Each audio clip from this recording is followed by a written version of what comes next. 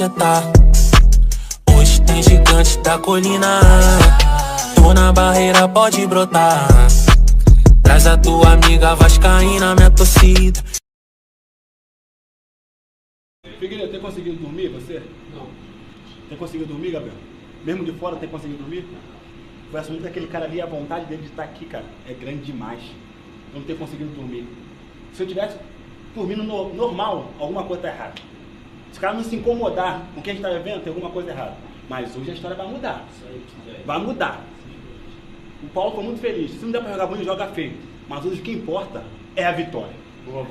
Olha só, rapaziada, quando criança, o sentimento de vocês era de aproveitar, de desfrutar, de viver no máximo o sonho que vocês tinham, que vocês vivem hoje, tá bom? Entra dentro do campo, como eu falei, entra grande pra caralho, tá bom? Cada passe entra grande, cada dividida entra grande, cada chute entra grande, cada jogada que vocês quiserem, grande pra caralho, grande pra defender e grande pra duelar, grande pra ajudar o Léo pra preencher o gol. Vasco da Gama, tá bom, rapaziada? Olha aqui, o meu pedido pra vocês, do fundo da minha alma, Piton, PH, o banco, todo mundo, Peck, desfruta! A vida vale a pena pra ser vivida, pra desfrutar. Mais nada! Sabe por quê? Um dia ninguém mais vai estar aqui. Isso aqui passa.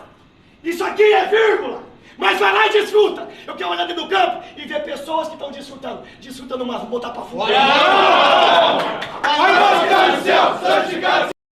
Saudações cruzmaltinas a todos vocês, vascaínos e vascaínas, cruzmaltinos e cruzmaltinas ligados aqui no nosso canal de norte a sul do nosso Brasil. São todos muito bem-vindos no canal Vascaíno desde sempre. Para quem não me conhece, eu me chamo Álvaro Silva. Gente, e a gente está aqui para falar do nosso amor em comum, o Clube de Regatas Vasco da Gama. Já peço a todos vocês aí, para quem não é inscrito no canal, que já se inscreva agora, dá essa moral aí pro amigo, é de graça mesmo, dá essa força pra gente. E para quem já é inscrito, não deixe de deixar o seu like, de compartilhar o nosso conteúdo para mais pessoas interessadas aí em Vasco da Gama. Valeu, família? Bora lá então pro nosso vídeo de hoje. Gente, então, antes de falar da vitória de ontem, Gary Medel, como eu já tinha noticiado a vocês, que já estava aí apalavrado com o Vasco, aí só faltava mesmo ele comprar passagem para chegar, para desembarcar no Rio de Janeiro. Agora é oficial.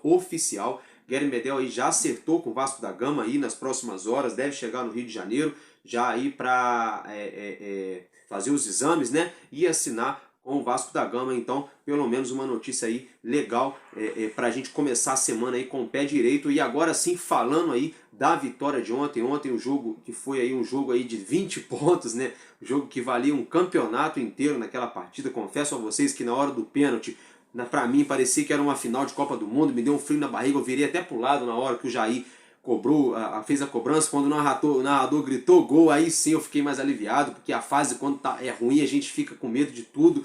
Foi bom para tirar essa zica, tirar essa nhaca, né? Vascão ganhou, não foi nada de outro mundo, não foi um futebol lindo, não foi nada diferente assim, tão diferente daquilo que já vinha apresentando, mas mostrou mais garra e mais organização, e eu já vou chegar lá. Fato é, gente, que o nosso Vascão ganhou, jogou ontem de portões fechados, com técnico interino, sem o Pedro Raul, que acho que na verdade acabou até ajudando, porque se ele tivesse na área, o Vasco só ia cruzar a bola na área o jogo inteiro.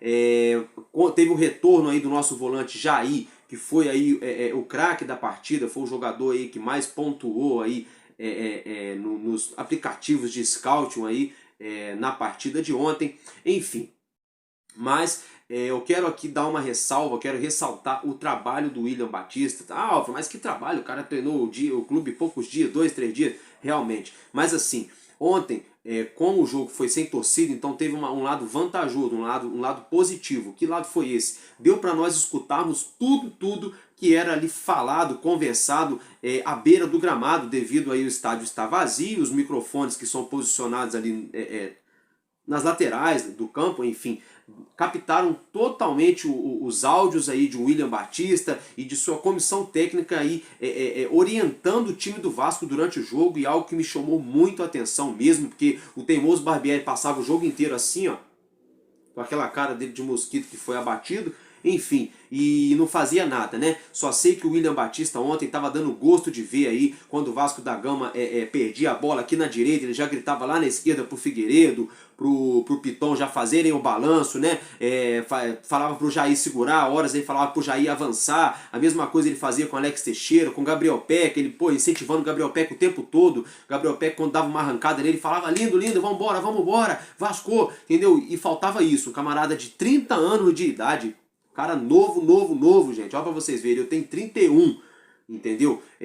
Que até agora não sabe o que é perder aí no comando do profissional do Vasco da Gama, mas brincadeiras à parte, mostrou diferença, gente, tá vendo? Não é que o time do Vasco desaprendeu a jogar também, não aprendeu a jogar do dia pra noite, não. Ontem foi o básico do básico, mas ontem o jogo foi, nós vencemos o jogo, a partida, num detalhe, e esse detalhe muito passou pela organização ali do comando técnico na beira do campo, porque o nosso antigo técnico ficava quieto, quando chegava a hora do detalhe, os outros times vinham e ganhavam de nós, e ontem nós conseguimos nesse detalhe ganhar, e parece até que eu estava prevendo aí que essa semana eu até falei que o Lucas Figueiredo ele poderia, quem sabe, acertar um pombo sem asa de fora da área e fazer um golaço. Não foi bem assim, mas passou pelos pés de Lucas Figueiredo aí a nossa vitória, porque ele recebeu a bola ali na entrada da área, ali na ponta esquerda, gingou para cima do zagueiro, deu tapinha na frente para tentar sair na cara do gol, foi aonde ele sofreu o pênalti, um pisão claro, né? E aí o VAR acabou chamando o árbitro de campo, que não tinha visto a jogada, tinha mandado o jogo seguir,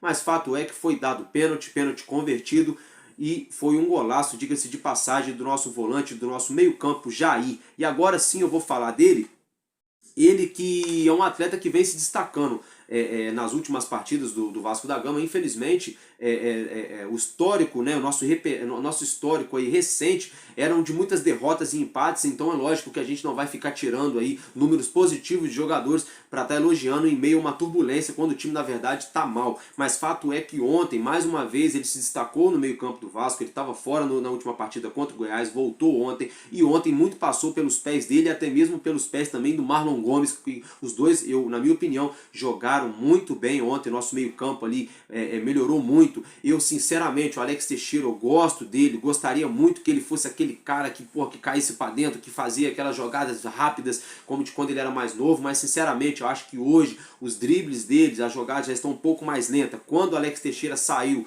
que entrou ali o Lucas Figueiredo, que ficou um sangue mais novo em campo, com o Gabriel Peck, com a garotada, eu acho que o nosso time teve mais, passou a ser um time mais dinâmico, nós passamos a ganhar mais as segundas bolas, passamos a dominar mais o meio campo, né? E aí, consequentemente, conseguimos criar mais jogadas de ataque, que daí acabou surgindo o pênalti.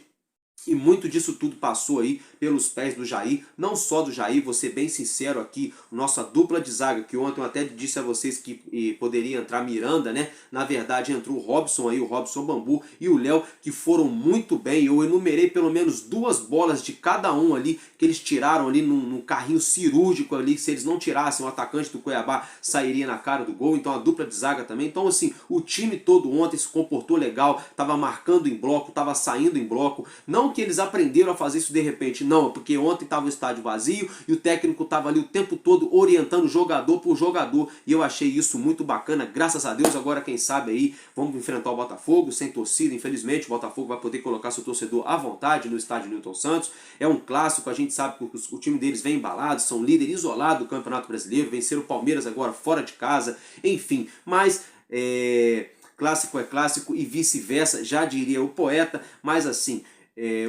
o Botafogo, historicamente, aí nós temos uma vantagem sobre eles aí em confrontos diretos, mas cada realidade no seu tempo, né? Cada coisa guardada a sua proporção. Hoje eles têm um time aí mais organizado aí do que nós, mas fato é que esse mesmo time deles aí, no início da temporada, no Campeonato Carioca, nós quando enfrentamos eles, vencemos aquela partida sobre eles de 2-0, né? Que eles tiveram até expulsão ali, enfim, mas que o Alex Teixeira fez uma belíssima jogada, enfim. Fato é que nada é impossível, eu acredito, quem sabe a gente possa aí sair com essa vitória. Agora, se não perder, vai ficar um pouco difícil, mas também não é o mundo se acabando, porque a gente já, desculpa da palavra, a gente já tá na merda mesmo, né? Então se perder do líder do campeonato, que é um clássico, então eu acho que também a galera tem que dar aquela segurada, a não ser que perca de uma maneira feia, né? Deus me livre e guarde, como foi contra o Mulambo, aí sim, aí realmente a gente não pode admitir. Mas se acontecer um resultado 1-0, 2-1, né, um resultado ali que você vê que o Vasco pelo menos tentou, né, o empate também, mas é lógico que a gente vai torcer para a vitória. Quem sabe aí essa vitória de ontem contra o Cuiabá dá um ânimo, dá um plus nessa nossa equipe que está precisando e muito. E o William Batista essa semana que vai continuar treinando o time profissional até a 777, juntamente à diretoria do Vasco, anunciarem aí o novo treinador. Gente, agora ainda se tratando de jogador, Gabriel Peck, que como eu estava falando para vocês agora, do Jair, né? Agora falando também da partida entre Vasco e Botafogo, Gabriel Peck que está fora do confronto contra a equipe do Botafogo, porque ontem ele levou o seu terceiro cartão amarelo, estava pendurado, então aí vai desfalcar o nosso time aí, Gabriel Peck aí, pô, meu abraço pro Gabriel Peck, pô, um trabalho lindo que ele fez aí dentro de campo, que ele está jogando, está se empenhando bastante, já mais de 2 temporadas aí, e fora de campo também, que ele continue sendo esse garoto, esse rapaz, esse homem aí, servo de Deus, sensacional. Galera, agora mudando de assunto, falando de jogador também, mas outra situação é o Serginho, que hoje oficialmente foi apresentado ao Vasco da Gama, já deixou o vídeo aí falando com a rapaziada, já treinou no CT Moacir Barbosa, né? Nós aí demos aquela zoada lá no início, quando ele foi especulado e coisa e tal, mas eu já venho aqui apoiando e abraçando esse atleta já uns 15, 20 dias ou mais aqui no meu canal, porque uma vez que o clube já contratou o atleta, não tem o porquê eu ficar aí falando mal, menosprezando e diminuindo, sem nem conhecer o futebol dele, sem nem ver o dia a dia dele com a nossa camisa, porque cada história é uma história, né? Então a gente tem que dar assim esse voto de confiança para ele. Se a gente tiver que ficar bravo com alguém, mesmo que se o rapaz não jogar bola, é com essa diretoria, que é a nossa briga, a nossa guerra, né? É contra essa atual diretoria, não contra os atletas. Então, Serginho, boa sorte, seja bem-vindo ao Vasco, que você consiga desenvolver seu futebol e que você se destaque aqui usando a nossa Cruz de Malta, valeu? Galera, Gustavo Blanco, que é um atacante argentino que está sendo especulado aqui no Vasco, ele teria sido oferecido ao Vasco da Gama, ele que pertence ao clube espanhol, ao Eibar da Espanha, né?